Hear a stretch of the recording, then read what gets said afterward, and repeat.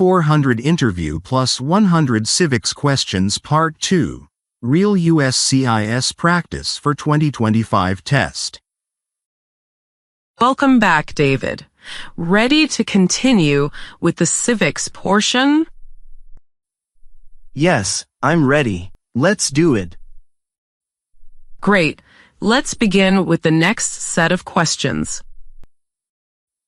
Question 36. How long do we elect a U.S. Senator for? 6 years. Correct.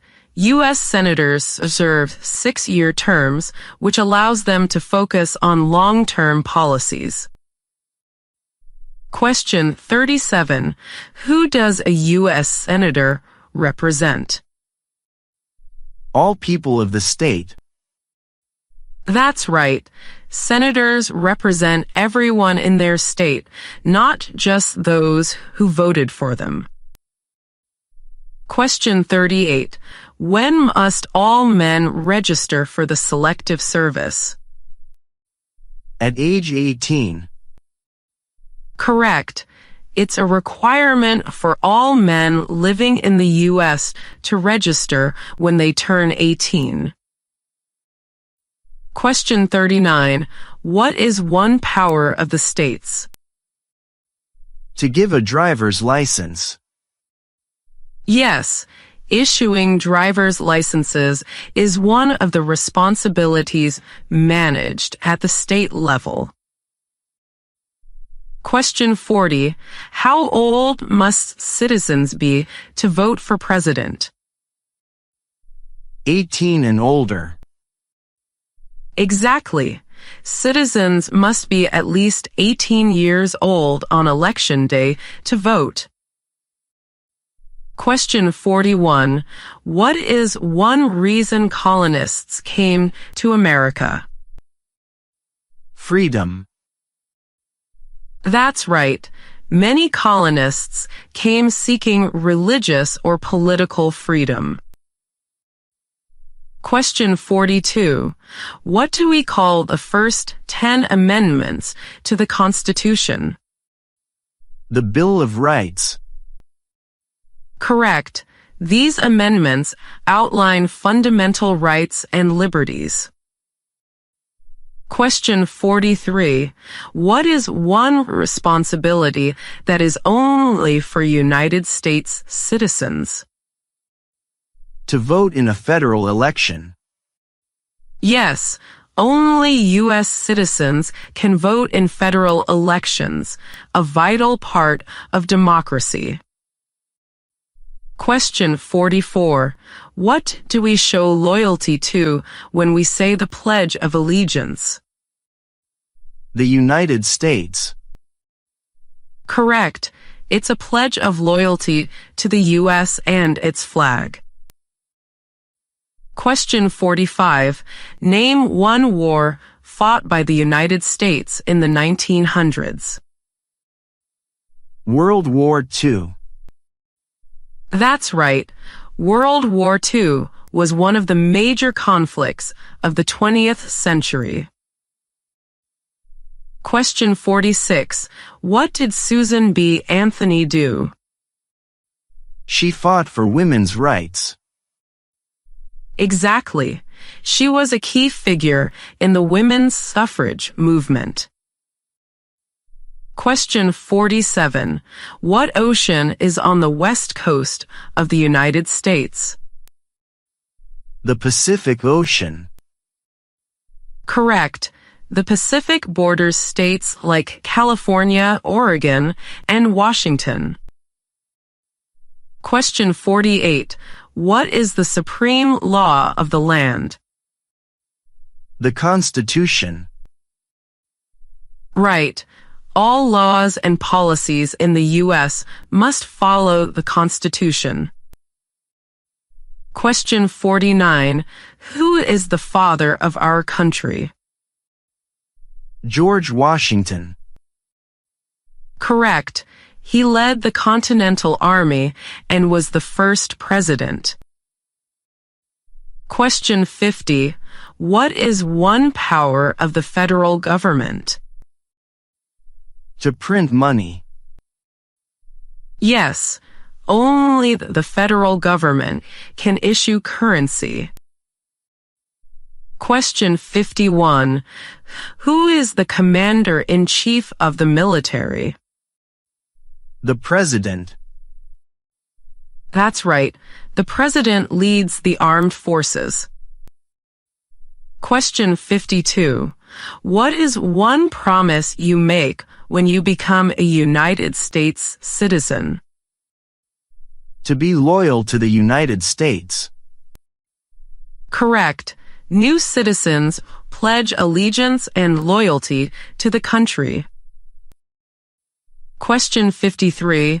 What are the two parts of the U.S. Congress? The Senate and the House of Representatives. That's right. Together, they make up the legislative branch. Question 54. What is the capital of your state? This answer depends on your state. Good. Make sure you know the capital of your own state for the real test. Question 55. Name two national U.S. holidays. New Year's Day and Christmas. Correct. These are both federal holidays celebrated nationwide. Question 56. What is freedom of religion? You can practice any religion or not practice a religion. That's right. It's one of the core freedoms guaranteed by the Constitution. Question 57. Who is the governor of your state? This answer depends on your state. Good. Always check who your current governor is before the interview. Question 58.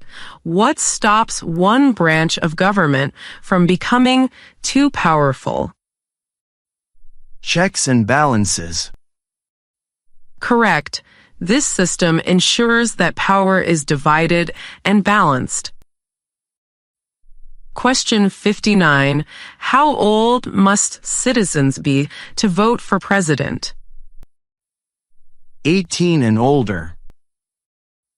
You got it. It's a repeated question, but still very important. Question 60. Who signs bills to become law? The president. Correct. After Congress passes a bill, the president must sign it for it to become law. Question 61. Who is one of your state's U.S. senators? This answer depends on your state. Very good. Again, be sure to memorize your state's current senators. Question 62. What does the president's cabinet do? Advises the president. That's right. The cabinet includes the heads of executive departments who help the president make decisions. Question 63. What is the economic system in the United States? Market economy. Correct. It's based on private ownership and supply and demand. Question 64. What does the judicial branch do? Reviews laws. Exactly. It interprets laws and ensures they are applied fairly. Question 65. Who was president during World War I? Woodrow Wilson. Correct. He led the country during World War I. Question 66. What are two cabinet-level positions? The vice president and the attorney general. That's right. Both play key roles in advising the president. Question 67. Who lived in America before the Europeans arrived? The Native Americans. Correct. Native American tribes inhabited the land for thousands of years. Question 68. What is an amendment? A change to the Constitution. Yes, amendments allow the Constitution to evolve over time. Question 69. Name one American Indian tribe in the United States. Crow. Correct. The Crow tribe is one of many recognized tribes. Question 70. What is one responsibility that is only for U.S. citizens? To vote in a federal election. That's correct, and it's one of the most important civic duties. Well done again, David. That concludes the second part of your civics test. Thank you. That round was definitely a bit tougher. Yes, some of the questions in this section involve very specific details or less familiar names and terms. I agree. Remembering names like Susan B. Anthony or cabinet positions took more studying. But you did very well.